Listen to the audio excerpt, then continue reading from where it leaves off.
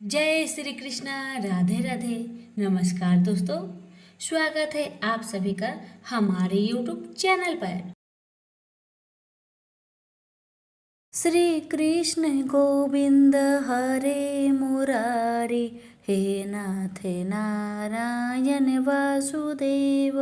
अरे भक्तों, आज आप सभी श्रवण करेंगे कार्तिक महीने की अंतिम 5 दिनों में सुनी जाने वाली भीष्म पंचक की व्रत कथा। भारतीय परंपराओं में भीष्म पंचक के 5 दिवसों को काफी मंगलकारी बताया गया है। वैसे तो जब भी कोई पंचक लगता है तो कहा जाता है कि कोई भी शुभ कार्य नहीं करना चाहिए। हालांकि भीष्म पंचक इकलौता ऐसा पंचक है जिसे मंगलकारी बताया गया है। इस समय निसंतान दंपति व्रत रखते हैं। भीष्म पंचक व्रत का हमारे पुराणों में विशेष महत्व बताया गया है।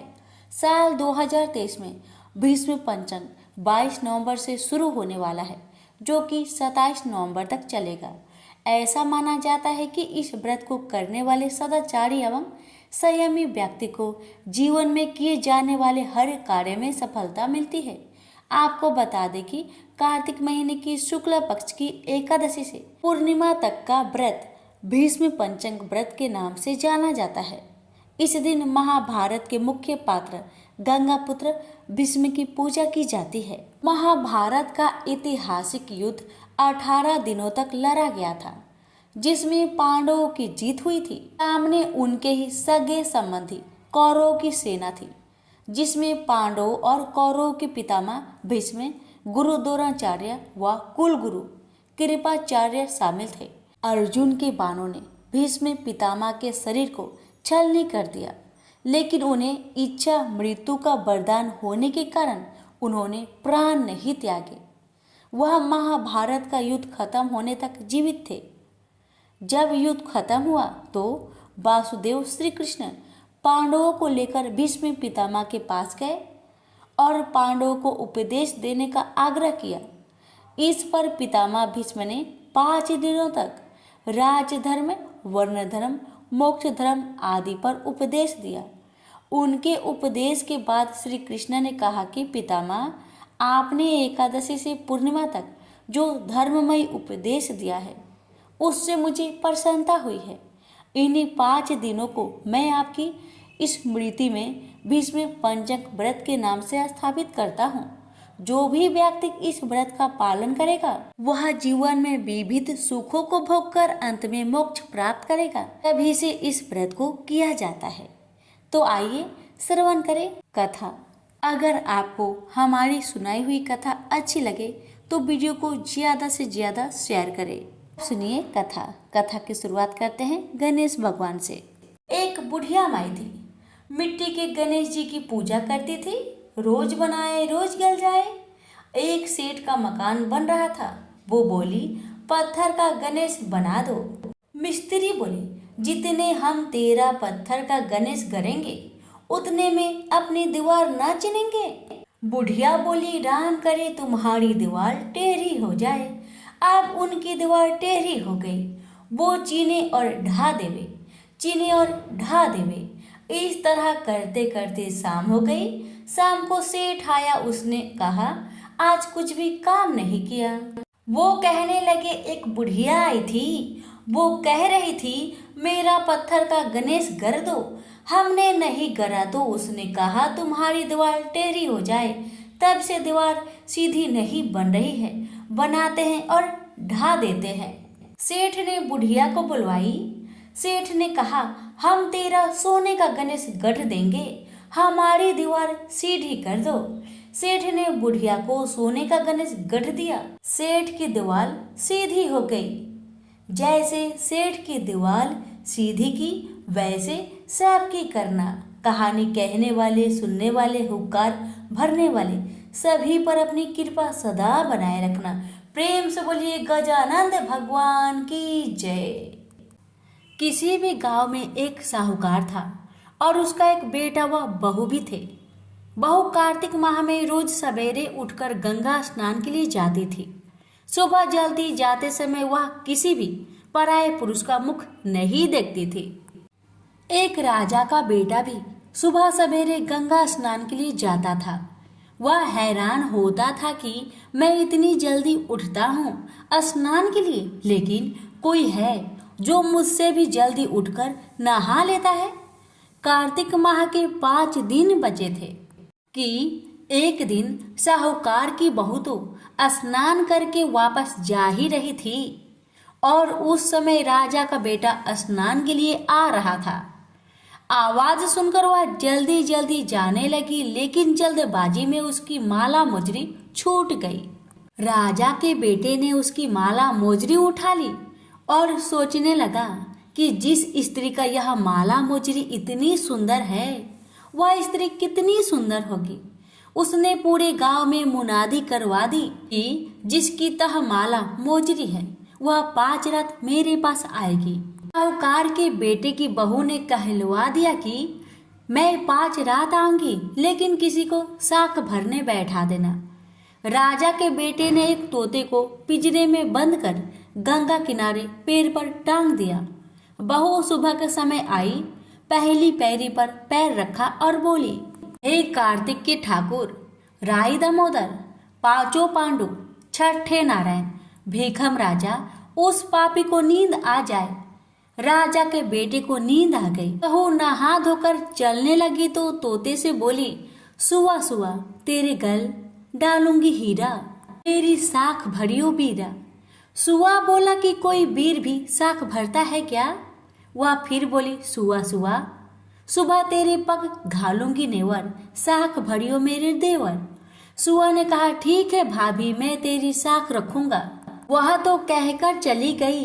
राजा का बेटा हड़बड़ा कर उठा और सुआ से पूछा, सुआ सुआ वह आई थी, कैसी थी? सुआ बोला, आभा किसी बिजली, होली किसी झल, केला किसी कामनी, गुलाब सा रंग। अगले दिन राजा के बेटे ने सोचा कि आज मैं अपनी उंगली में चीरा लगाऊंगा, इससे मुझे नींद नहीं आएगी। अगले दिन राजकुमार उंगली चीर कर लेट गया।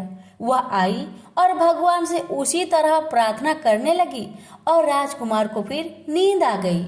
वह स्नान करके फिर से वापस चली गई। सुबह राजकुमार ने तोते से पूछा तो उसने वही सारी बातें दोहरा दी। अब राजकुमार बोला कि मैं आज रात में आंखों में मिर्ची डालकर बैठूंगा। रात में वह मिर्ची डालकर बैठ गया। बहू फिर आई, प्रार्थना की, जिससे उसे फिर से नींद आ गई। राजकुमार ने तोते से बहू के आने की बात पूछी। उसने फिर बता दी। राजकुमार अब फिर सोचने लगा कि आज मैं बिना बिस्तरे के ही बैठूंगा और रात को बिना बिस्तरे के बैठ गया। जब वह स्नान करने आई तो उसने फिर से भगवान से प्रार्थना की और राजकुमार को नींद आ गई। जब वह नहाकर जाने लगी तो आंख बंद करके चली गई। राजकुमार जब उठा तो वह जा चुकी थी। राजकुमार फिर सोच में पड़ गया और सोचने लगा कि आज मैं अंगीठी जलाकर बैठूंगा, जिससे नींद नहीं आएगी। फिर वह रात को अंगीठी रखकर बैठ गया। साहूकार की बहू आई और वह भगवान से प्रार्थना करने लगी कि आपने चारों रात तो निकाल ली, अब यह रात और निकाल दो। भगवान ने उसकी बात रख ली और राजकुमार को नींद आ गई।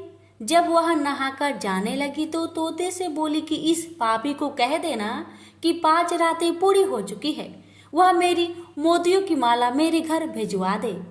सुबह राजकुमार की आँख खुली तो उसने तोते से पूछा कि क्या वह आई थी? तो तोते ने कहा, हाँ वह आई थी और उसने अपनी माला मंगवाई है। यह सुन राजकुमार सोचने लगा कि वह तो सच्ची थी, तभी तो भगवान ने भी उसका सत रखा। कुछ समय के बाद राजकुमार को कोढ़ हो गया। राजा ने ब्राह्मण को बुलवाकर पूछा कि मेरे बेटे का शरीर क्यों जल रहा है। ब्राह्मण ने विस्तार से सारी बात राजा को बताई कि इसने क्या किया था। ब्राह्मण ने कहा कि इसने पतिव्रता स्त्री पर बुरी नजर डाली थी, इसलिए यह इस रोग से पीड़ित हुआ है। राजा ने इसके ठीक होने का उपाय पूछा तो ब्राह्मण ने कहा कि यह उस साहूकार की बहू को धर्म की बहन बनाए और रोज उसके नहाए हुए जल से यह स्नान करे, तब यह ठीक हो सकता है। राजा साहूकार की बहू की माला लेकर साहूकार के घर गया और बोला कि यह माला आपकी पुत्र वधू की है, इसे ले और आपकी बहू के नहाए हुए जल से मेरे बेटे को नहला दे। साहूकार बोला कि वह तो किसी पराये पुरुष का मुख तक नहीं देखती, आप उसे इस नाली पर बैठा दीजिए, जब वह ऊपर नहाएगी तब नीचे इस नाली के पानी से आपका पुत्र नहा लेगा। राजकुमार ने ऐसा ही किया और कुछ समय बाद उसका शरीर चंदन सा हो गया। हे पंच भिक्षु देवता, जैसे आपने साहूकार की पुत्र वधू का सत रखा, वैसे ही सभी का रखना। प्रेम से बोलिए पंच भिक्षु देवता की जय। अब सुनिए पंच भिक्षु गीत। पुनो नहाई परवा नहाई, पांच रतन पच तीरथ पंच भिखम नहाई, एक टका मेरी गांठ में सुनियो रघुराई। आधे कलाई आंवला आधे की राई, राई दामोदर सावला जिसने सृष्टि रचाई। राजा के घर उतरी पुत्री बनाई, राजा लाया बिहा के रानी बनाई। चार चक्कर चार मक्कर चार दिए किलो, मैं तुझसे पूछूं श्री की संजी कब निस्तारा होए। जब आएगा कार्तिक का महीना तब निस्तारा होए, जब आएगा कार्तिक का महीना तब निस्तारा होए। प्रेम से बोली पंच भिक्षु देवता की जय, पंच भिक्षु देवता की जय। 4 चिड़िया थी, चारों कार्तिक मास में कार्तिक नहाती थी। परवा के दिन चारों चिड़िया ने सोचा कि चलो खिचड़ी बनाते हैं।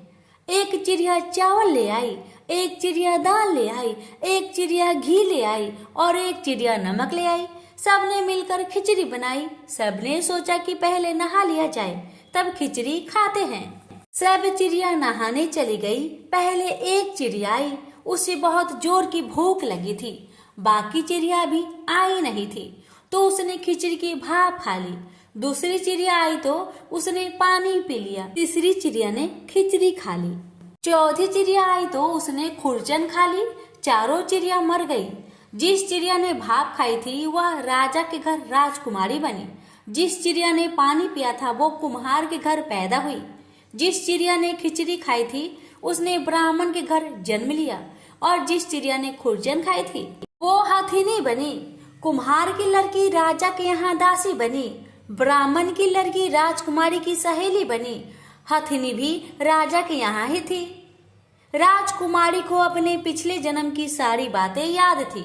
जब राजकुमारी की शादी हुई और वह विदा होने लगी तो राजा से बोली कि पिताजी, मैं अपने साथ अपनी सहेली और दासी को भी ले जाऊंगी। राजा ने ठीक है, ले जाना। राजकुमारी ने कहा कि पिताजी, मुझे हथिनी भी चाहिए।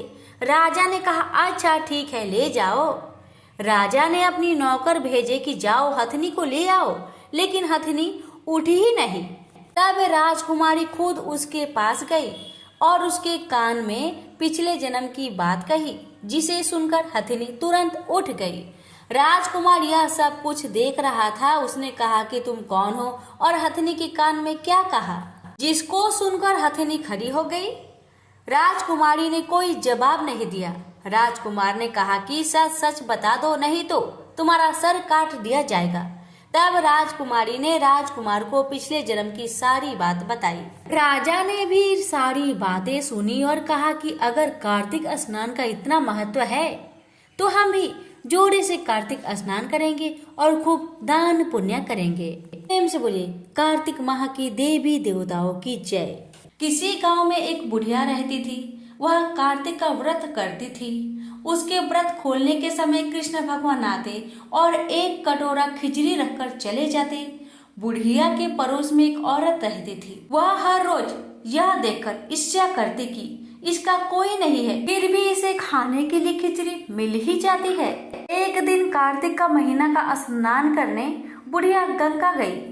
पीछे से कृष्ण भगवान उसका खिचड़ी का कटोरा रखकर गए। पड़ोसन ने जब खिचड़ी का कटोरा रखा देखा और देखा कि बुढ़िया नहीं है, तब वह कटोरा उठाकर घर के पिछवाड़े में फेंक आई। कार्तिक स्नान के बाद बुढ़िया घर आई तो उसे खिचड़ी का कटोरा नहीं मिला और वह भूखी ही रह गई और बार बार एक ही बात कहती कि कहाँ गई मेरी खिचड़ी और कहाँ गया मेरा खिचड़ी का भरा कटोरा। दूसरी ओर पड़ोसन ने जहाँ खिचड़ी गिराई थी वहां एक पौधा उगा जिसमें 2 फूल खिले। एक बार राजा उस ओर निकला तो उसकी नजर उन दोनों फूलों पर पड़ी और वह उन्हें तोड़कर घर ले आया। घर आने पर उसने वह फूल रानी को दे दिए, जिन्हें सूंघने पर रानी गर्भवती हो गई। कुछ समय बाद रानी ने 2 पुत्रों को जन्म दिया। वह दोनों जब बड़े हो गए तब वह किसी से भी बोलते नहीं थे, लेकिन जब वह दोनों शिकार पर जाते तब रास्ते में उन्हें वही बुढ़िया मिलती जो अभी भी यही कहती है कि कहाँ गई मेरी खिचड़ी और कहाँ गया मेरा कटोरा। बुढ़िया माई की बात सुनकर वह दोनों कहते हैं कि हम है तेरी खिचड़ी और हम है तेरा वेला। हर बार जब भी वह शिकार पर जाते तो बुढ़िया यही बात कहती और वह दोनों वही उत्तर देते। एक बार राजा के कानों में यह बात पड़ गई। उसे आश्चर्य हुआ कि दोनों लड़के किसी से नहीं बोलते, तब यह बुढ़िया से कैसे बात करते हैं। राजा ने बुढ़िया को राजमहल में बुलवाया और कहा कि हम में से किसी से ये तो बोलते ही नहीं, तुमसे ये कैसे बोलते हैं। बुढ़िया ने कहा कि महाराज, मुझे नहीं पता कि ये कैसे मुझसे बोल लेते हैं। मैं तो कार्तिक का व्रत करती थी और कृष्ण भगवान मुझे खिचड़ी का वेला भरकर दे जाते थे। एक दिन मैं स्नान कर वापस आई तो मुझे वह खिचड़ी नहीं मिली। जब मैं कहने लगी कि कहाँ गई मेरी खिचड़ी और कहाँ गया मेरा वेला, तब इन दोनों लड़कों ने कहा कि तुम्हारी पड़ोसन ने तुम्हारी खिचड़ी फेंक दी थी तो उसके 2 फूल बन गए थे।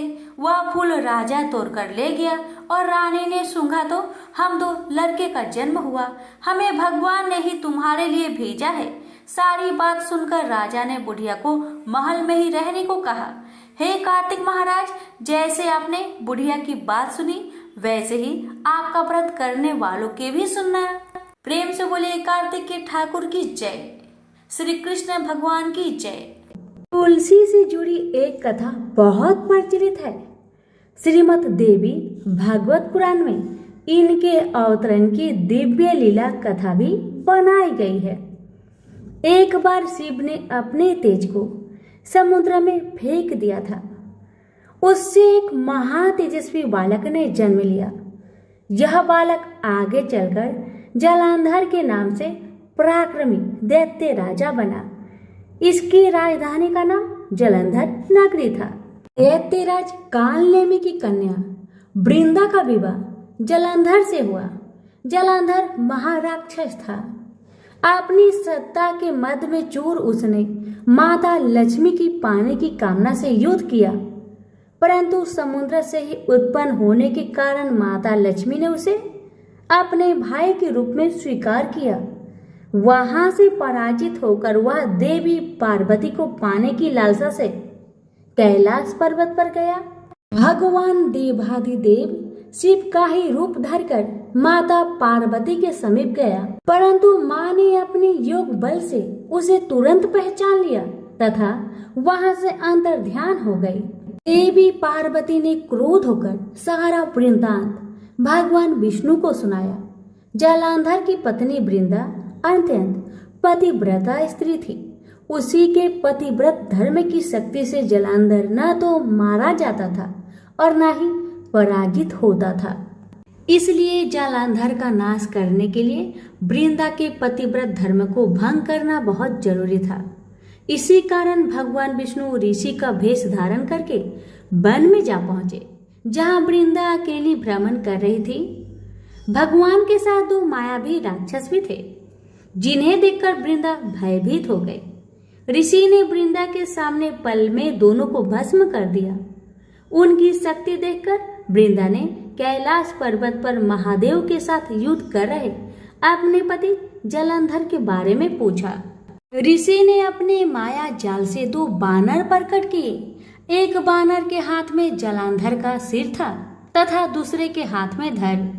अपने पति की यह दशा देखकर वृंदा मूर्छित होकर गिर पड़ी।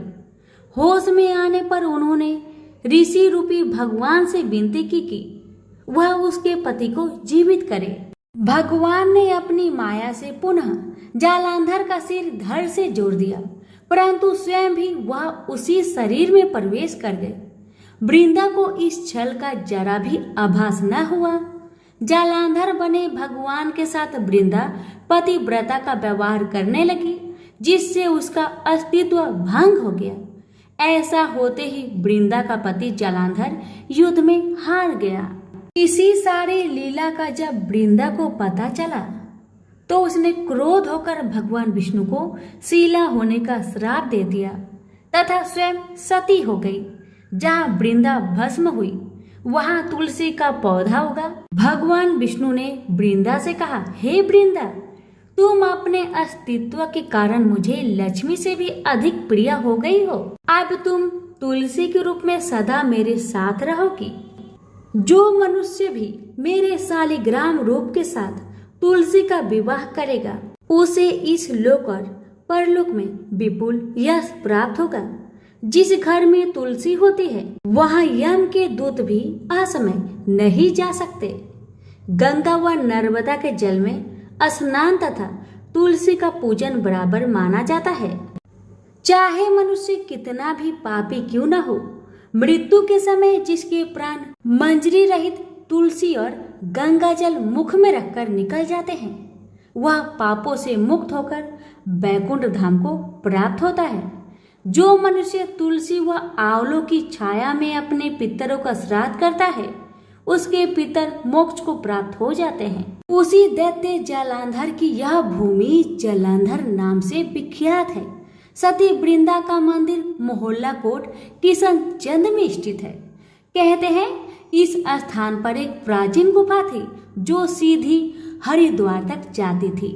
सच्चे मन से 40 दिन तक सती वृंदा देवी के मंदिर में पूजा करने से सभी मनोरथ पूर्ण होते हैं। तो प्रेम से बोलिए तुलसी मैया की जय।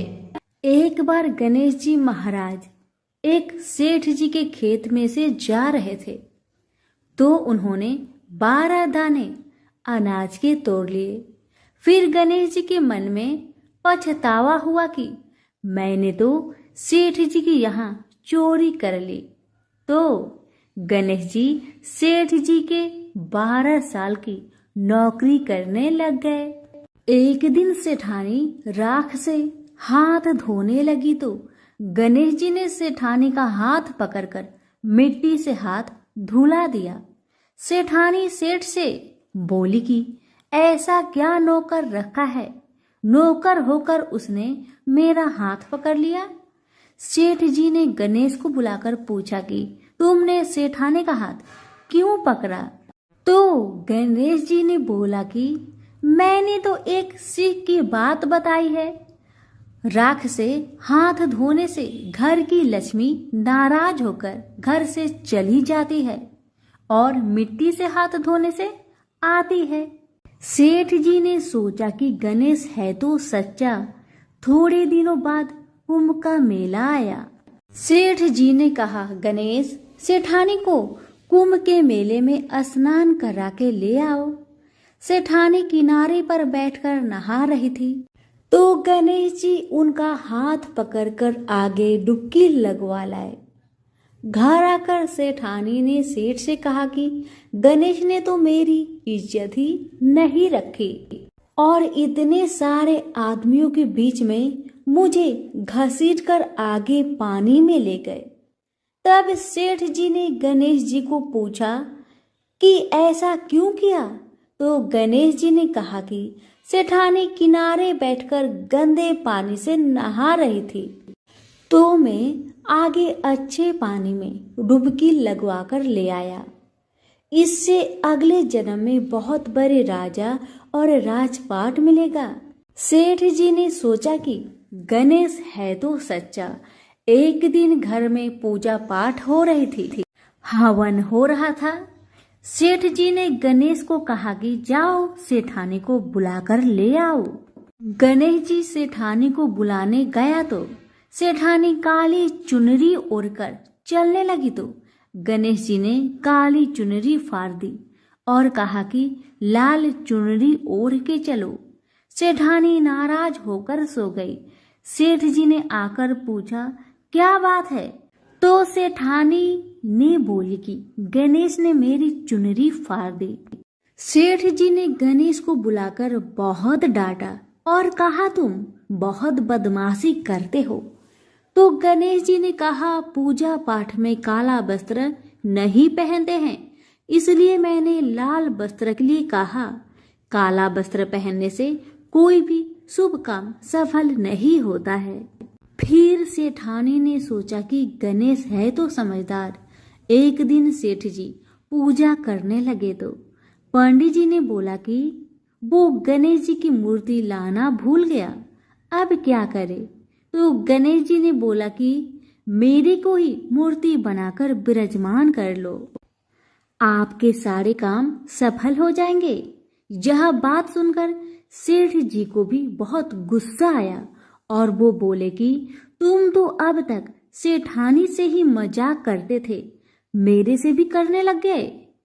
तो गणेश जी ने कहा, मैं मजाक नहीं कर रहा हूँ, मैं सच बात कह रहा हूँ।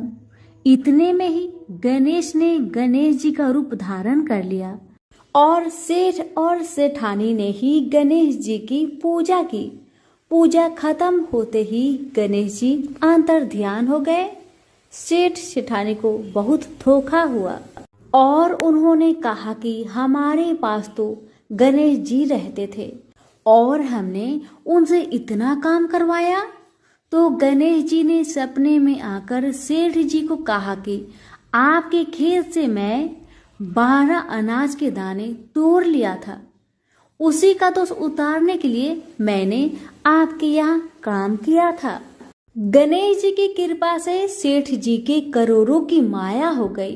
हे गणेश जी महाराज, जैसे सेठ जी को दिया वैसा सबको देना, कहते को सुनते को और सारे परिवार को दे। प्रेम से बोलिए जय श्री गणेश। इसी गांव में एक पोपा बाई रहती थी। वह बहुत ज्यादा नियम व्रत करती थी।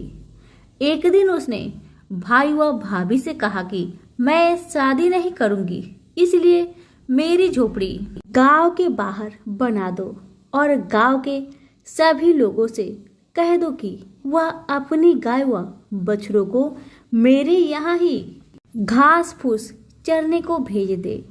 जो बचा खुचा खाना है वो मुझे खाने को दे दे।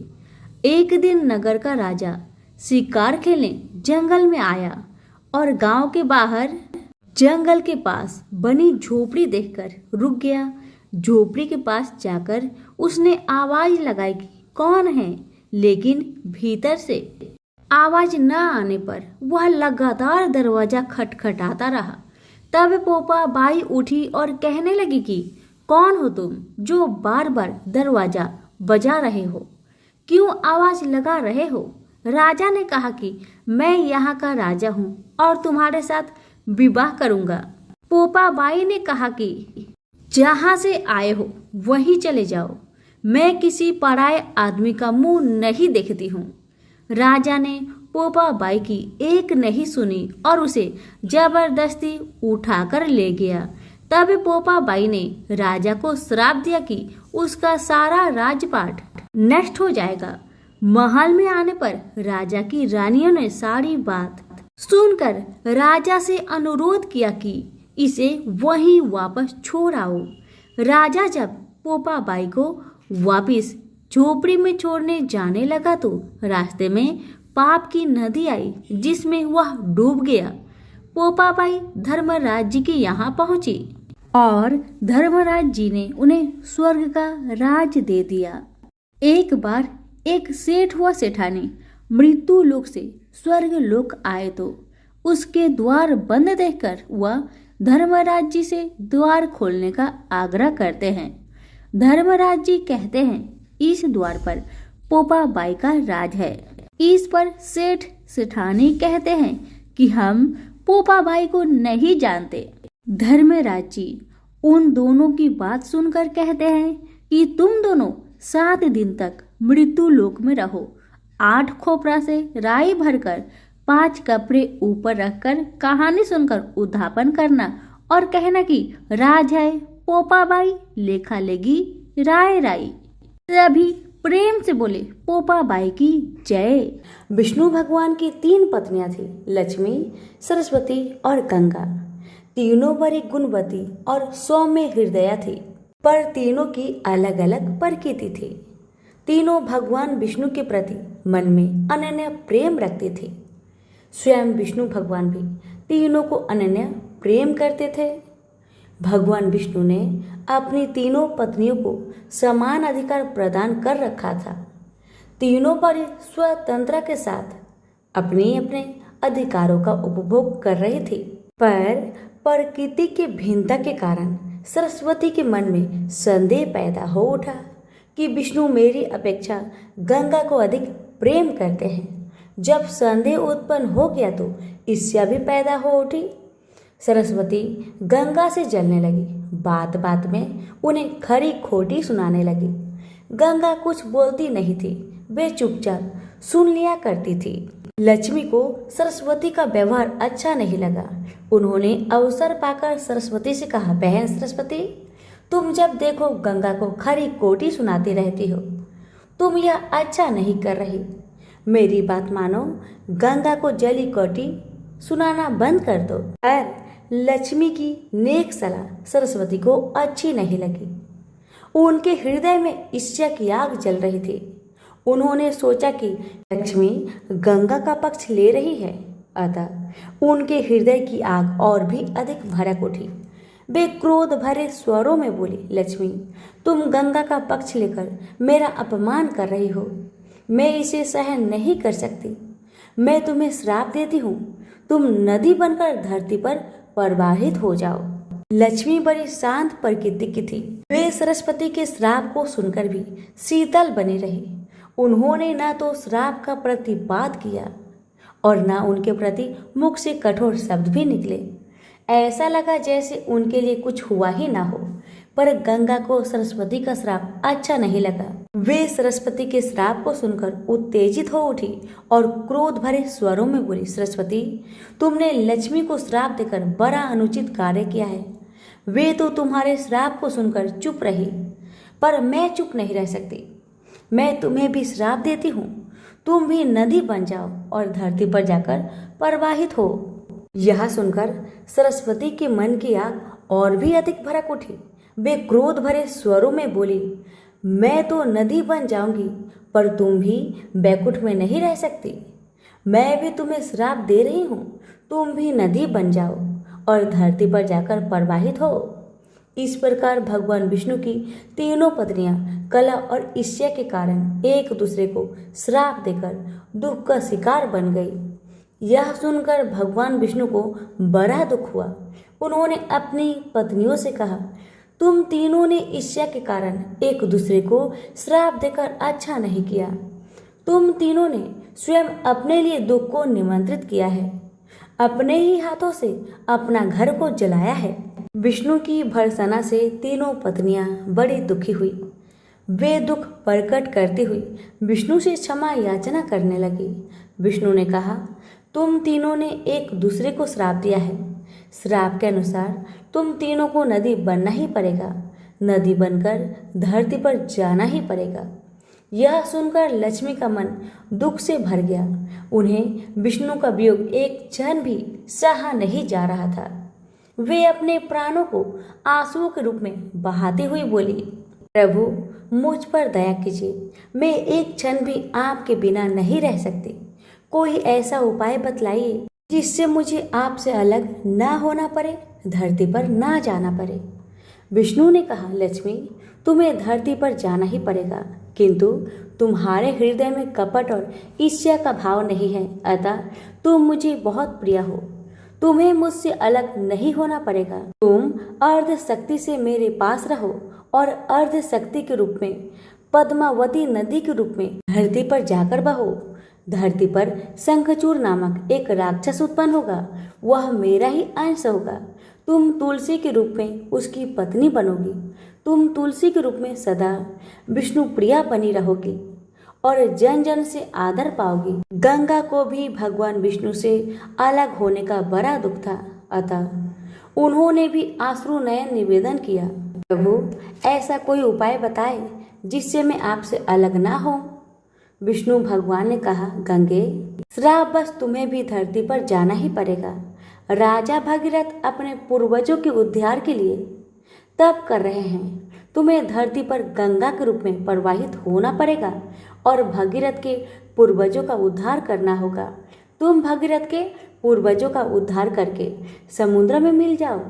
समुद्र मेरा ही रूप है, अतः तुम सदा मुझ में ही रहोगी।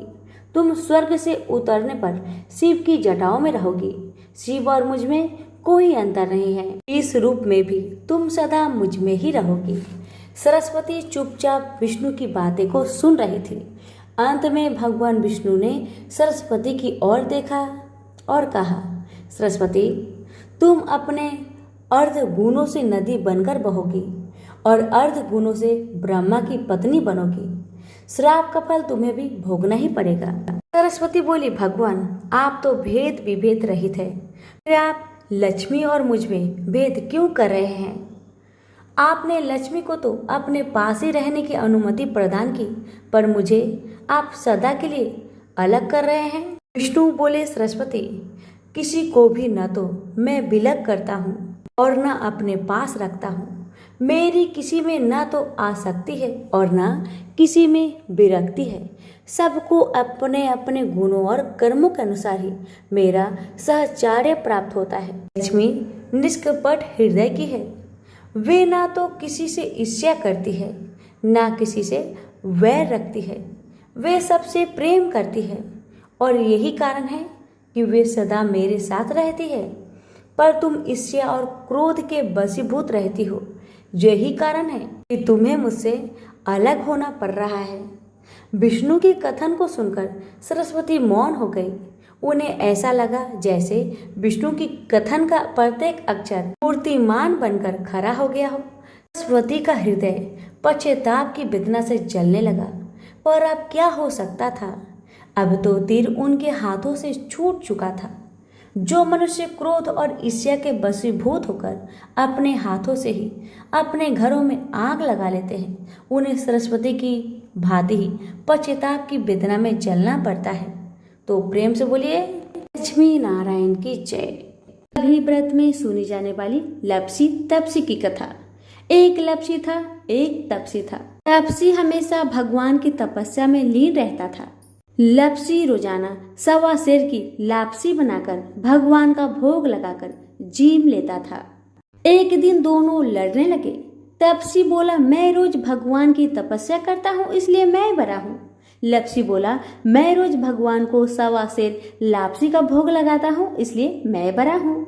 नारद जी वहां से गुजर रहे थे। दोनों को लड़ता देखकर उनसे पूछा कि तुम क्यों लड़ रहे हो? तपसी ने खुद के बड़ा होने का कारण बताया और लपसी ने अपना कारण बताया। नारद जी बोले, तुम्हारा फैसला मैं कर दूंगा। दूसरे दिन लपसी और तपसी नहाकर अपनी रोज की भक्ति करने आए तो नारद जी ने छुपकर 1.25 करोड़ की एक एक अंगूठी दोनों के आगे रख दिए। तपसी की नजर जब अंगूठी पर पड़ी तो उसने चुपचाप अंगूठी उठाकर अपने नीचे दबा लिया। तपसी की नजर अंगूठी पर पड़ी लेकिन उसने ध्यान नहीं दिया। भगवान को भोग लगाकर लापसी खाने लगा। नारद जी सामने आए तो दोनों से पूछा कि कौन बड़ा है, तो नारद जी ने तपसी से खड़ा होने को कहा। वो खड़ा हुआ तो उसके नीचे दबी अंगूठी दिखाई पड़ी। नारद जी ने तपसी से कहा, तपस्या करने के बाद भी तुम्हारी चोरी करने की आदत नहीं गई, इसलिए लापसी बड़ा है और तुम्हें तुम्हारी तपस्या का कोई भी फल नहीं मिलेगा। तपसी शर्मिंदा होकर माफी मांगने लगा। उसने नारद जी से पूछा, मुझे मेरी तपस्या का फल कैसे मिलेगा? नारद जी ने कहा, यदि कोई गाय और कुत्ते की रोटी नहीं बनाएगा तो फल तुझे मिलेगा। यदि कोई ब्राह्मण को भोजन करवाकर दक्षिणा नहीं देगा तो वह फल तुझे मिलेगा। यदि कोई साड़ी के साथ ब्लाउज नहीं देगा तो फल तुझे मिलेगा। यदि कोई दिए से दिया जलाएगा तो फल तुझे मिलेगा। यदि कोई सारी कहानी सुने लेकिन तुम्हारी कहानी नहीं सुने तो फल तुझे मिलेगा। उसी दिन से हर व्रत कथा कहानी के साथ लपसी तपसी की कहानी भी सुनी और कही जाती है। प्रेम से बोलिए, लक्ष्मी नारायण की जय। एक बुजुर्ग महिला की मृत्यु हो गई। यमराज उसे लेने आए। महिला ने यमराज से पूछा, आप मुझे स्वर्ग ले जाएंगे या नरक? यमराज बोले, दोनों में से कहीं नहीं। तुमने इस जन्म में बहुत ही अच्छे कर्म किए हैं, इसलिए मैं तुम्हें सीधे प्रभु के धाम ले जा रहा हूँ। बुजुर्ग महिला खुश हो गई और बोली, धन्यवाद, पर मेरी आपसे एक विनती है। मैंने यहाँ धरती पर सबसे स्वर्ग नरक के बारे में सुना, बहुत सुना है। मैं एक बार इन दोनों जगहों को देखना चाहती हूँ। यमराज बोले, तुम्हारे कर्म अच्छे हैं, इसलिए मैं तुम्हारी यह इच्छा पूरी करता हूँ। चलो हम स्वर्ग और नरक के रास्ते से होते हुए प्रभु के धाम चलेंगे। दोनों चल पड़े। सबसे पहले नरक आया। नरक में बुजुर्ग महिला ने जोर जोर से लोगों के रोने की आवाज सुनी। नरक में सभी लोग दुबले पतले और बीमार दिखाई दे रहे थे। महिला ने एक आदमी से पूछा, यहाँ आप सब लोगों की ऐसी हालत क्यों है? आदमी बोला, तो और कैसी हालत होगी? मरने के बाद जब से यहाँ आए हैं हमने एक दिन भी खाना नहीं खाया। भूख से हमारी आत्माएं तड़प रही है। बुजुर्ग महिला की नज़र एक विशाल पतीले पर पड़ी, जो कि लोगों के कद से करीब 300 फुट ऊंचा होगा। उस पतीले के ऊपर एक विशाल चम्मच लटका हुआ था। उस पतीले में से बहुत ही शानदार खुशबू आ रही थी। बुजुर्ग महिला ने उस आदमी से पूछा, इस पतीले में क्या है? आदमी मायूस होकर बोला, ये पतीला बहुत ही स्वादिष्ट खीर से हर समय भरा रहता है। बुजुर्ग महिला ने हैरानी से पूछा, इसमें खीर है? तो आप लोग पेट भर के ये खीर खाते क्यों नहीं? भूख से क्यों तड़प रहे हैं? आदमी रो रो कर बोलने लगा, कैसे खाए? ये पतीला 300 फीट ऊंचा है। हम में से कोई भी उस पतीले तक नहीं पहुंच पाता। बुजुर्ग महिला को उन पर तरस आ गया। सोचने लगी, बेचारे खीर का पतीला होते हुए भी भूख से बेहाल है।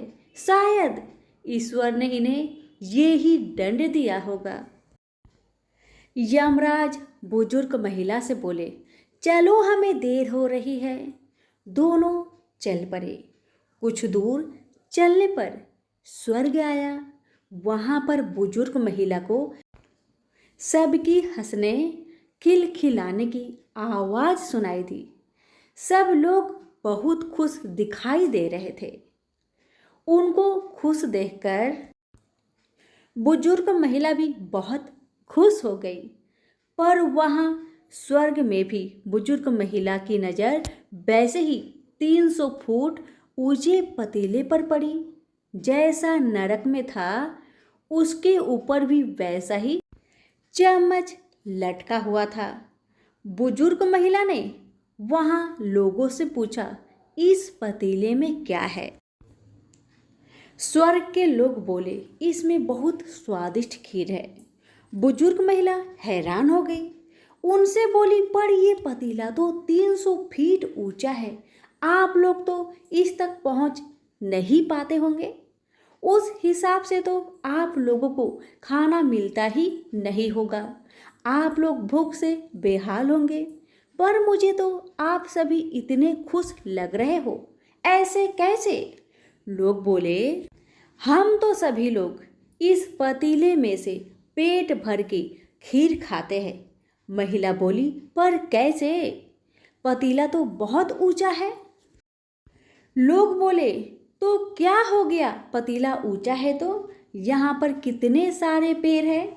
ईश्वर ने ये पेड़ पौधे, नदी, झरने हम मनुष्यों के उपयोग के लिए तो बनाए हैं।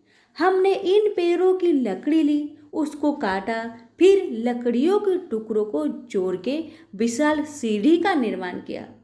उस लकड़ी की सीढ़ी के सहारे हम पतीले तक पहुंचते हैं और सब मिलकर खीर का आनंद लेते हैं।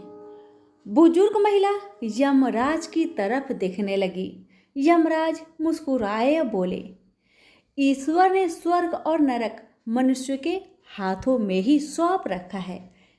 चाहे तो अपने लिए नरक बना ले, चाहे तो अपने लिए स्वर्ग। ईश्वर ने सबको एक समान हालतों में डाला है। उसके लिए उसके सभी बच्चे एक समान हैं। वो किसी से भेदभाव नहीं करते। वहाँ नरक में भी पेड़ पौधे सब थे, पर वो लोग खुद ही आलसी है। उन्हें खीर हाथ में चाहिए। वो कोई कर्म नहीं करना चाहते, कोई मेहनत नहीं करना चाहता, इसलिए सब भूख से बेहाल है। यही तो ईश्वर की बनाई इस दुनिया का नियम है। जो कर्म करेगा, मेहनत करेगा, उसी को मीठा फल खाने को मिलेगा, अर्थात स्वर्ग एवं नर्क आपके हाथ में ही है। मेहनत करें, अच्छे कर्म करें और अपने जीवन को स्वर्ग बनाए।